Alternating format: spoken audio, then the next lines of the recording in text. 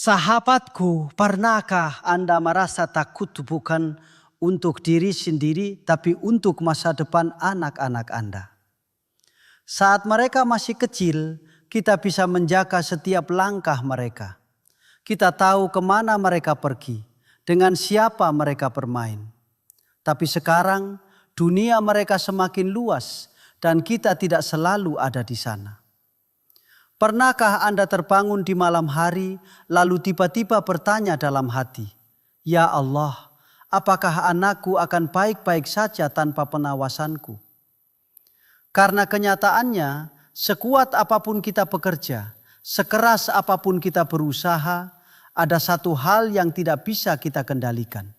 Hati anak kita, lingkungan mereka, masa depan mereka. Tapi hari ini, saya akan tunjukkan sesuatu yang jauh lebih kuat dari usaha manusia.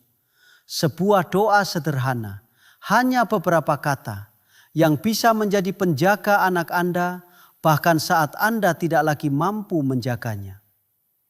Sahabatku, pernahkah saat Anda bersujud, tiba-tiba hati terasa berat dan dada seperti dipenuhi kegelisahan? Dalam diam, bayangan wajah anak-anak muncul begitu jelas di pikiran.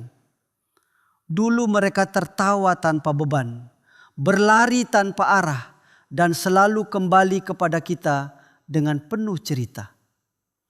Kini mereka mulai tumbuh, memiliki dunia sendiri, teman sendiri, dan pilihan hidup yang perlahan menjauh dari jangkauan kita.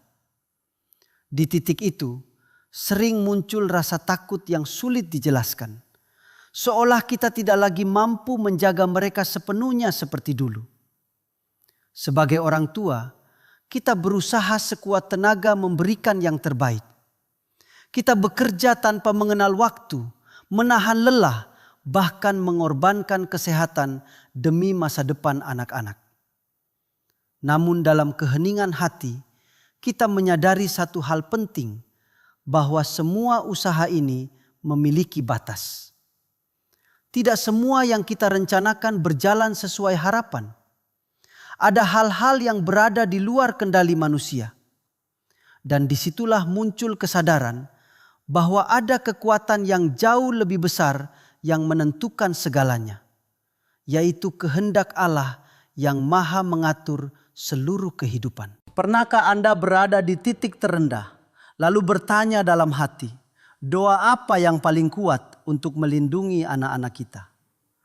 Pertanyaan itu muncul bukan karena kita lemah, tetapi karena kita peduli. Kita ingin memastikan bahwa mereka tetap berada di jalan yang benar, terlindungi dari bahaya, dan memiliki masa depan yang baik. Namun kenyataannya, kita tidak selalu bisa berada di samping mereka. Ada saatnya mereka berjalan sendiri, menghadapi dunia yang penuh ujian dan godaan yang tidak pernah kita lihat secara langsung. Kekhawatiran itu adalah sesuatu yang wajar dirasakan setiap orang tua. Bahkan semakin besar cinta kita, semakin besar pula rasa takut kehilangan arah terhadap masa depan anak-anak. Namun kabar baiknya, kita tidak pernah benar-benar sendirian dalam menjaga mereka. Ada satu penjaga yang tidak pernah lengah, tidak pernah tidur, dan tidak pernah meninggalkan hambanya. Dialah Allah Subhanahu wa Ta'ala, sebaik-baiknya pelindung yang kekuasaannya meliputi segala sesuatu di langit dan di bumi tanpa batas. Dalam kehidupan ini, ada satu momen yang sering kita anggap biasa, padahal memiliki kekuatan luar biasa. Momen itu adalah ketika kita bersujud dalam sholat. Saat dahi menyentuh tanah, saat tubuh merendah sepenuhnya, justru disitulah posisi kita paling dekat dengan Allah.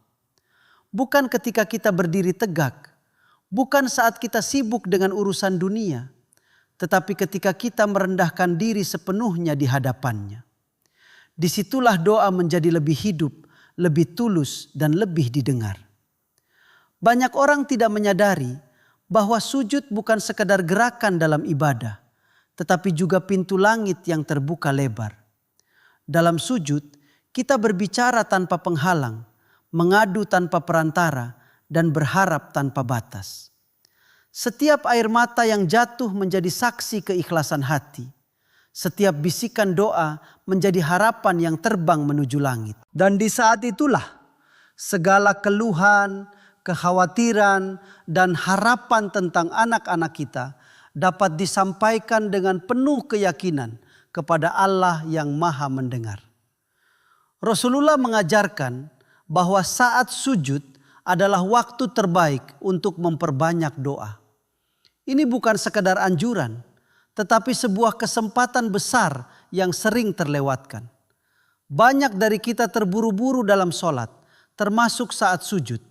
Padahal disitulah terdapat kesempatan emas untuk memohon hal-hal yang paling kita butuhkan.